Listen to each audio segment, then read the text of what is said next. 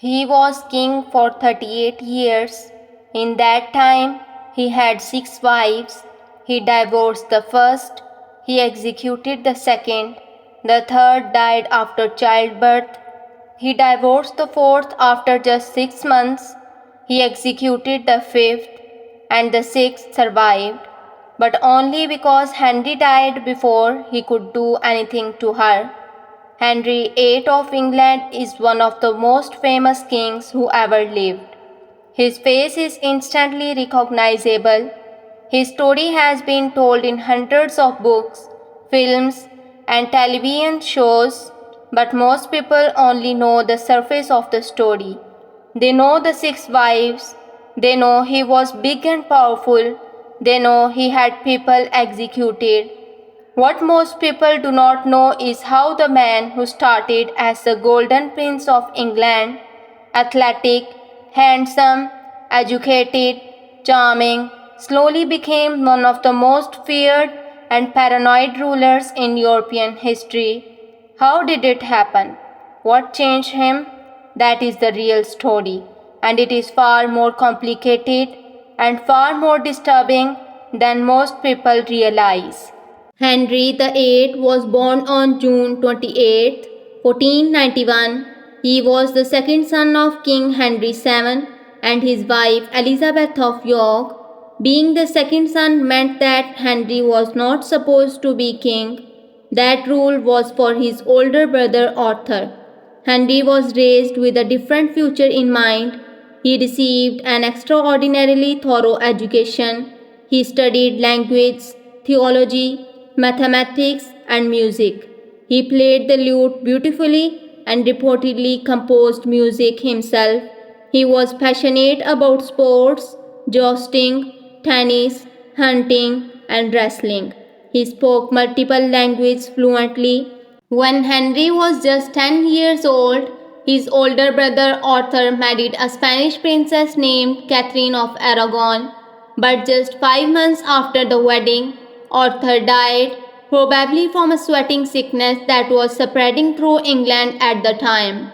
He was only 15. Suddenly, Henry was the heir to the throne, and Catherine, now a widow in a foreign country, was left in a difficult and uncertain position.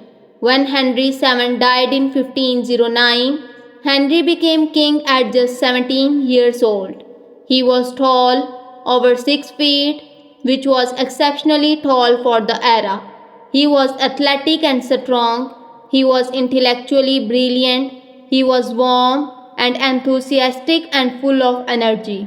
One of his first acts as king was to marry Catherine of Aragon, his dead brother's widow. It was partially a political decision, keeping the alliance with Spain, but by most accounts, Henry genuinely liked and admired Catherine. She was educated, dignified, and 6 years older than him, which gave her a steady, calming influence on the young king. People across Europe took note of the England's remarkable new young king. One scholar wrote that it felt like a new golden age had arrived. He had absolutely no idea what was coming. Henry and Catherine's marriage started well. They seemed genuinely happy together. Catherine was intelligent and politically capable. When Henry went to war in France in 1513, he left Catherine as regent of England, effectively in charge of the entire country. She handled a Scottish invasion during his absence with impressive calm and competence. But there was a problem that grew larger with every passing year. Catherine could not produce a surviving male heir. In the Tudor era, this was not simply a personal disappointment, it was a political crisis. England had only recently emerged from a devastating civil war, the Wars of the Roses, that had torn the country apart for decades. A king without a male heir meant uncertainty, instability, and the very real possibility of another civil war when he died. Catherine became pregnant multiple times. Most of the pregnancies ended in miscarriage or stillbirth. One son was born alive but died after just 52 days. In 1516, a daughter was born who survived and was healthy. She could grow up to become Queen Mary I of England, but a daughter, in Henry's view, was not enough. As the years passed and no surviving son arrived, Henry's attitude toward Catherine slowly changed. He began to wonder, was this marriage somehow wrong? Was God punishing him by denying him a son? Henry found what he believed was an answer in the Bible. There was a passage that said a man should not marry his brother's widow. Catherine has been his brother Arthur's wife. Perhaps Henry convinced himself that was why God was denying him a son. He wanted the marriage annulled, declared invalid, as if it had never happened. He went to the Pope and asked for an annulment. The Pope refused, and that refusal would change England forever. While Henry was wrestling with the question of his marriage, a young woman arrived at the English court who would change everything. Her name was Anne Boleyn. She was a lady in waiting, a woman who served the queen at court. She was not conventionally beautiful by the standards of the time, but she was magnetic. Dark eyes, sharp intelligence, a quick wit, and a confidence that was unusual for a woman of her position. Henry fell deeply in love with her, are deeply obsessed. Historians still debate which is more accurate.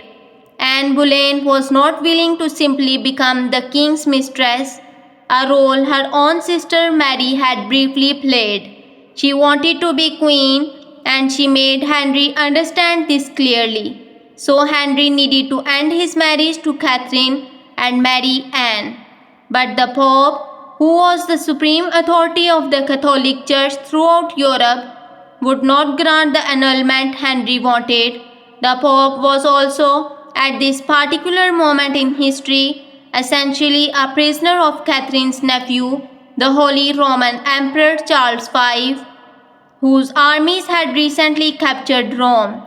The Pope was in no position to make a decision that would anger Charles V by humiliating his aunt. Henry did what kings do when they cannot get what they want from existing systems. He created a new system. He broke England away from the Catholic Church entirely. He declared himself the supreme head of the Catholic Church of England, a completely new church. Under his control, not the popes, he had English church leaders who he controlled. Grant him his annulment. He quietly married Anne Boleyn in early 1533. This event, called the English Reformation, permanently changed the religious and political landscape of England and had enormous consequences across Europe. It was one of the most significant moments in British history, and it happened largely because one man could not get a divorce. Anne Boleyn became queen in 1533. She was already pregnant. Henry was certain the child would be a son. The child was a girl. She was named Elizabeth, and she would grow up to become Queen Elizabeth I, one of the greatest monarchs in human history. But at the time of her birth, Henry was bitterly disappointed. Anne became pregnant again. The baby was a boy, but he was born dead. Then another pregnancy, another loss. History was repeating itself. Henry had destroyed his first marriage and broken with the entire Catholic Church to marry Anne Boleyn, and now Anne was not producing a living son either. Henry's love for Anne, which had been so intense, so consuming, turned. It turned into something cold and dangerous. In 1536, Anne was arrested on charges of adultery, accused of being unfaithful to the king with multiple men, including, shockingly, her own brother. Historians today overwhelmingly believe these charges were fabricated. There is very little credible evidence that any of it was true. The charges were almost certainly invented to give Henry a way to get rid of Anne quickly. The men accused alongside her were tortured until they confessed. They were executed. Anne Boleyn herself was taken to the Tower of London. She was tried, found guilty, and sentenced to death. On May 19, 1536, she was beheaded on Tower Green inside the Tower of London. She was probably around 35 years old. Henry announced his engagement to his next wife the very next day. Henry's third wife was Jane Seymour, a quiet, gentle woman from an English noble family who had been a lady in waiting at court. She was the opposite of Anne Boleyn in almost every way: calm, where Anne had been sharp; modest, where Anne had been bold. Henry seemed genuinely fond of Jane, perhaps because she was so different from the two wives who had preceded her. In October 1537, Jane gave Henry what he had wanted more than anything else in his entire reign: a son, a healthy living boy, named Edward. Henry was overjoyed. After nearly 30 years of marriage attempts and disappointments, he finally had a male heir to the throne of England. But the joy was shattered within days. Jane Seymour died 12 days after giving birth, most likely from an infection that developed after the difficult labor. She was probably around 28 years old. Henry was reportedly devastated. He wore black mourning clothes for months. By most accounts, Jane Seymour was the wife Henry genuinely loved most deeply, possibly because she gave him his son, possibly because their time together was short enough that the marriage never had time to soar. He now had his son. He also had two daughters, Mary from Catherine, Elizabeth from Anne. But he was a widower again, and his advisers needed him to remarry. Another alliance, more stability, more children as backup heirs. Henry's fourth wife was chosen for purely political reasons. His chief advisor Thomas Cromwell arranged a marriage with Anne of Cleves, a German princess whose alliance would be useful to England. Henry agreed, based partially on a portrait painted of Anne by a court artist. When Anne arrived in England and Henry met her in person, he was horrified. He found her completely unattractive. He reportedly called her a Flanders mare, comparing her unfavorably to a farm horse. The portrait, he felt, had been flattering to the point of deception. He went through with the wedding but refused to consummate the marriage. 6 months later, the marriage was quietly annulled. Anne of Cleves handled this with extraordinary grace and intelligence. She accepted the annulment, was given a generous settlement of land and money, and remained on friendly terms with Henry for the rest of his life. Of all Henry's wives, she outlived everyone and died peacefully in 1557. Historians often say she was the smartest of the six. Thomas Cromwell, who had arranged the disastrous marriage, paid with his life. Henry had him arrested, accused of treason, and executed in 1540. Henry's fifth wife was Catherine Howard, a teenager, probably 16 or 17 years old, when she married Henry, who was now nearly 50, overweight, and in poor health. It was an uncomfortable match from the start. Catherine was young, lively, and had apparently been involved with young men at court before her marriage to the king. When Henry discovered evidence of this, the result was brutal and swift. Catherine Howard was arrested on charges of adultery and treason. She was executed on February 13, 1542. She was probably around 17 or 18 years old at the time of her death. She had been queen for less than 2 years. Henry's sixth and final wife was Catherine Parr, an educated, intelligent widow who was 31 when she married Henry in 1543. She was already in love with someone else at the time, a man named Thomas Seymour. But when the king proposed, saying no was simply not a safe option. Catherine Parr turned out to be a genuinely positive influence in Henry's final years. She helped reconcile Henry with his two daughters, Mary and Elizabeth, bringing the family together. She was diplomatic, careful, and smart enough to navigate Henry's increasingly dangerous moods without triggering his worst impulses. By this stage, Henry was a very different man from the athletic young prince who had taken the throne in 1509.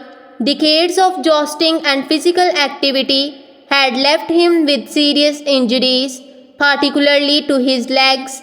An ulcer on his leg became chronically infected and caused him constant agony. He could barely walk. He had gained an enormous amount of weight. He was in pain almost all the time. Chronic pain changes people. It makes them short-tempered, paranoid, and unpredictable. Henry in his final years was all of these things. The court lived in constant anxiety, never quite sure what small thing might trigger the king's rage and what the consequences might be. Executions had become almost normal during Henry's reign. The list of people he had ordered killed, ministers, nobles, friends, wives, religious leaders, was long. His most trusted advisor, Thomas More, was executed.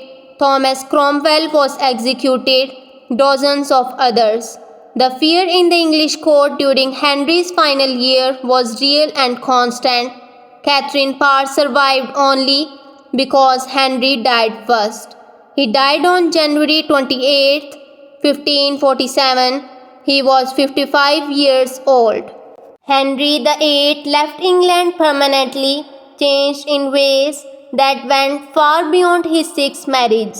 The break with Rome and the creation of the Church of England fundamentally altered the religious identity of the country, an identity that England still carries today. The Church of England still exists. The British monarch is still its supreme governor. That relationship between church and state, established by Henry for personal reasons, has lasted nearly 500 years. Henry also discovered the monasteries, shutting down every Catholic monastery, convent, and priory in England and taking their enormous wealth for the crown. Hundreds of years of monastic life, charity work, scholarship, and art were destroyed or dispersed. Monastery buildings were torn down for their stone, treasuries were emptied, monks and nuns were turned out. The land taken from the monasteries was sold to the English nobility, creating a powerful new class of landowners whose wealth was permanently tied to the Protestant settlement. These people had every reason to make sure England never returned to Catholic rule. 3 of Henry's children eventually became rulers of England. Edward VI, his son by Jane Seymour, became king at 9 years old and died at 15. Mary I, his daughter by Catherine of Aragon, became England's first ruling queen and attempted to reverse the Reformation by bringing England back to Catholicism, earning the nickname Bloody Mary for the executions of Protestants during her reign. Elizabeth I, his daughter by Anne Boleyn, became one of the England's greatest monarchs, ruling for 44 years and overseeing a golden age of English culture and exploration. The 3 children of a king who spent his reign desperate for a male heir, and the most historically significant of the 3 turned out to be a woman. Historians have argued for centuries about who Henry VIII really was at his core. Was he really the tyrant he became, or did something specific, the desperate need for a male heir, the chronic pain of his later years, a personality disorder some modern historians have suggested, turned an initially good man into a monster? Some historians point to a serious jousting accident in 1536 in which Henry was knocked unconscious for 2 hours. His behavior changed noticeably after that accident. He became more paranoid, more erratic, more prone to sudden violent decisions. Some modern medical experts have suggested the accident may have caused a brain injury that affected his personality for the rest of his life. Others argue that Henry always had a dangerous side, that the charm and brilliance of his youth simply masked a deep selfishness and ruthlessness that eventually consumed everything around him. What is certain is that Henry VIII was one of the most complex and contradictory rulers in history, a man who wrote love letters of extraordinary tenderness and then sent the same woman to the executioner, a man who was genuinely intellectually curious and who destroyed centuries of learning when he dissolved the monasteries, a man who wanted to be remembered as great and who is remembered instead mostly for how many wives he went through. He got what he wanted in one sense. He is remembered more than 500 years after his death. Almost everyone on earth has heard his name.